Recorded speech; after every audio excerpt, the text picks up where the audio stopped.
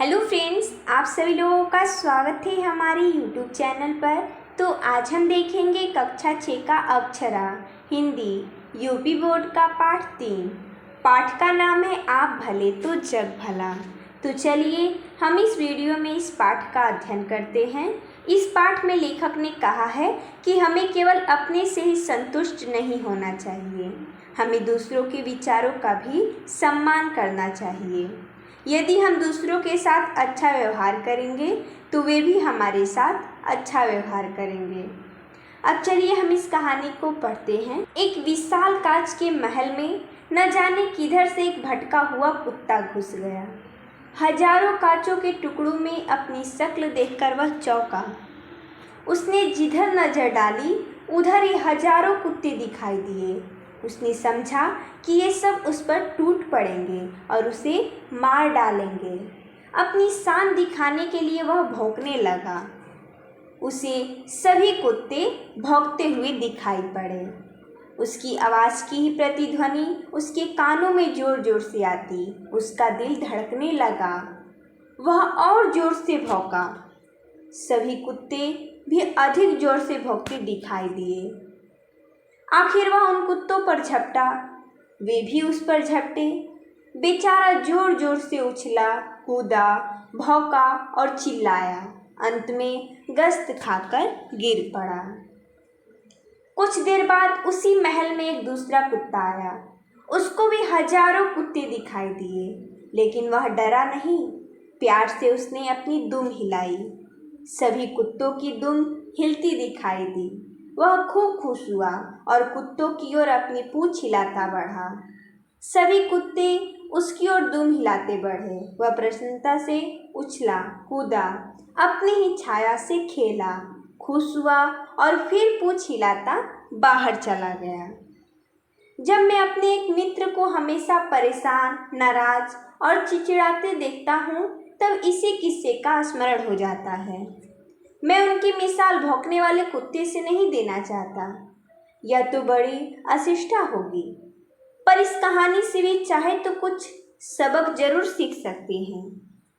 दुनिया कांच के महल जैसी है। अपने स्वभाव की छाया ही उस पर पड़ती है। आप भले तो जग भला, आप बुरे तो जग बुरा।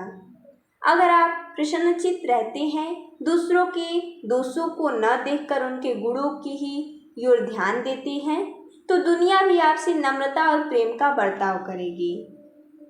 अगर आप हमेशा लोगों की ऐबों की ओर देखते हैं, उन्हें अपना शत्रु समझते हैं और उनकी ओर भोका करते हैं, तो फिर वे क्यों ना आपकी ओर गुस्सा से दौड़ेंगे। अंग्रेजी में एक कहावत है कि अगर आप हंसेंगे तो दुनिया भी आपका साथ देगी, पर अगर आपको गुस्सा होना और रोना ही है तो दुनिया से दूर किसी जंगल में चले जाना ही हितकर होगा। अमेरिका के मशहूर नेता अब्राहम लिंकन से किसी ने एक बार पूछा, आपकी सफलता का सबसे बड़ा रहस्य क्या है? उन्होंने जरा देर तक सोचकर उत्तर दिया, मैं दूसरों की अनावश्यक नुक्ताचीनी कर उनका दिल नहीं दुखाता। मेरे मित्र की यही खास गलती है। वे दूसरों का दृष्टिकोण समझने की कोशिश नहीं करते। दूसरों के विचारों की, कामों की, भावनाओं की आलोचना करना ही अपना परम धर्म समझते हैं। उनका शायद यह ख्याल है कि ईश्वर ने उन्हें लोगों को सुधारने के लिए ही भेजा है, पर वे यह भूल जाते हैं कि शहद की एक बूंद ज़्यादा मक्खियों को आकर्षित करती है, बजाय एक से जहर के। दुनिया में पूर्ण कौन है? हर एक में कुछ न कुछ त्रुटियां रहती हैं। प्रत्येक व्यक्ति से गलतियां होती है। फिर एक दूसरे को सुधारने की कोशिश करना अनुचित ही समझना चाहिए। जैसा ईसा ने कहा था, लोग दूसरों की आंखों का तिनका तो देखते हैं, पर अपनी आंख के सहतीर को नहीं देखते। दूसरों को सीख देना तो बहुत आसान काम है, अपने ही आदर्शों पर स्वयं अमल करना कठिन है। अगर हम अपने को ही सुधारने का प्रयत्न करें और दूसरों के अवगुणों पर टीका टिप्पणी करना बंद कर दें, तो हमारे मित्र जैसा हमारा हाल कभी नहीं होगा। इसी सिलसिले में एक बात और, आप तो दूसरों की नुक्ता नुक्ताचीनी नहीं करेंगे ऐसी उम्मीद है, पर दूसरे ही अगर आपकी नुक्ताचीनी करना ना छोड़े तो? मेरे मित्र अपनी बुराई या आलोचना सुनकर आग बबूला हो जाते हैं। भले ही वह दुनिया की दिन भर बुराई करते रहे, पर आपके लिए तो ऐसे मौके पर दादू की पंक्तियां गुनगुना लेना बड़ा कारगर होता है। निंदक बाबा वीर हमारा, बिनहि कौड़ी बहे विचारा। आपन डूबे और को तारे, ऐसा प्रीतम पार उतारे। अगर सचमुच कुछ त्रुटियां हैं जिनकी ओर निंदक हमारा ध्यान खींचता है, तो उन अवगुणों को दूर करना हम सभी का कर्तव्य हो जाता है। जिसने उनकी ओर ध्यान दिलाया उसका उपकार ही मानना चाहिए। एक दिन एक सज्जन से कुछ गलती हो गई।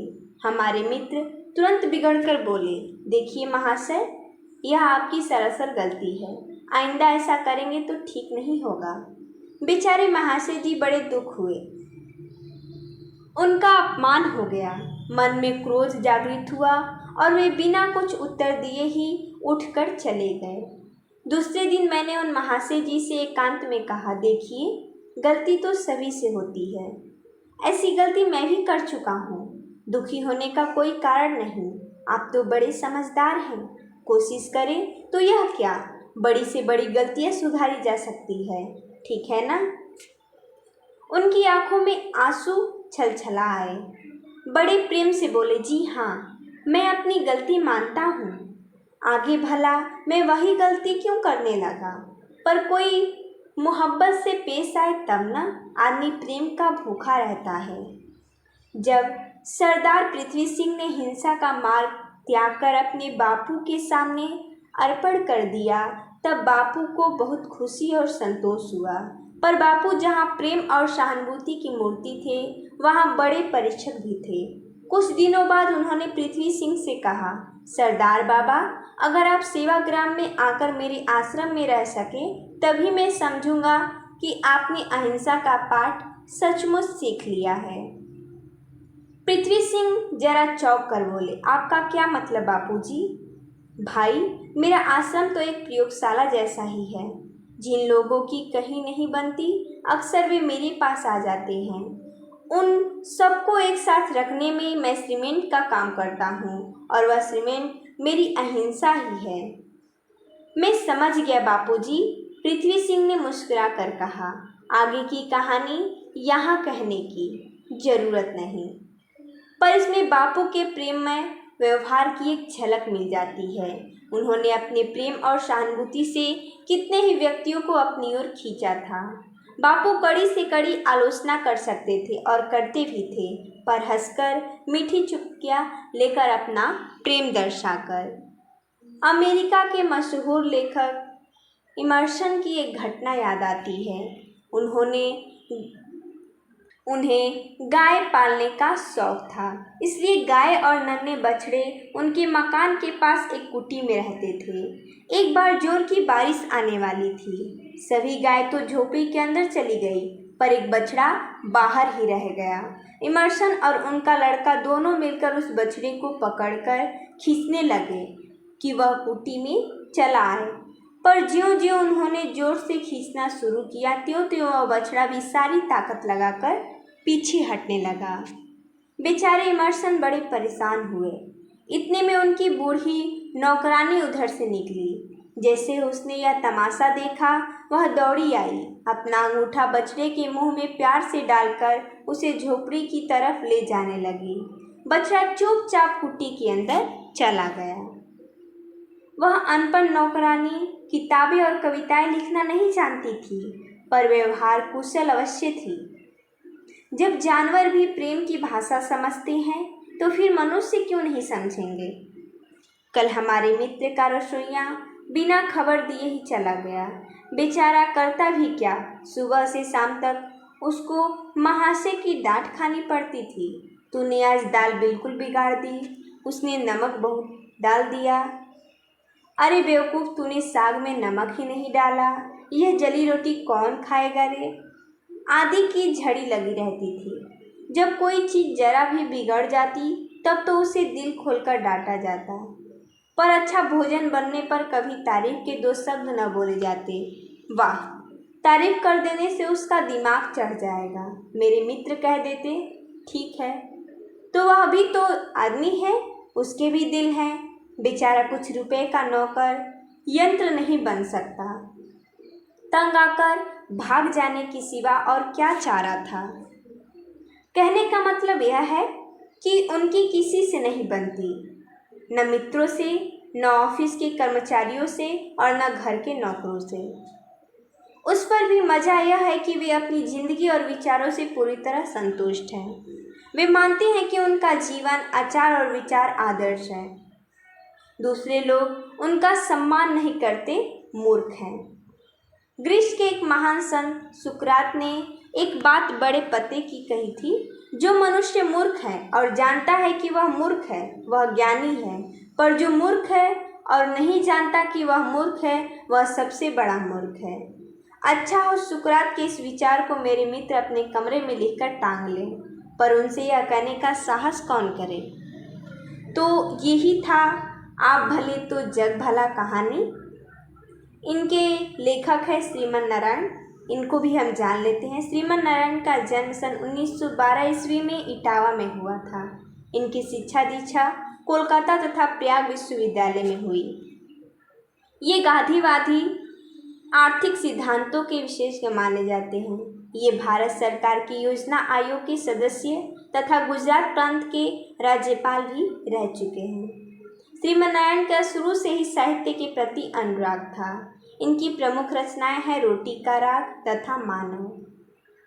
तो इस प्रकार हमने इस पाठ का अध्ययन किया। अगर आपको इस पाठ का अभ्यास प्रश्न चाहिए तो आप हमारे चैनल के प्लेलिस्ट में जाकर देख सकते हैं। उसमें पहले से ही इसका प्रश्न उत्तर बना गया है। तो मिलते हैं तब तक के लिए धन्यवाद दोस्तों।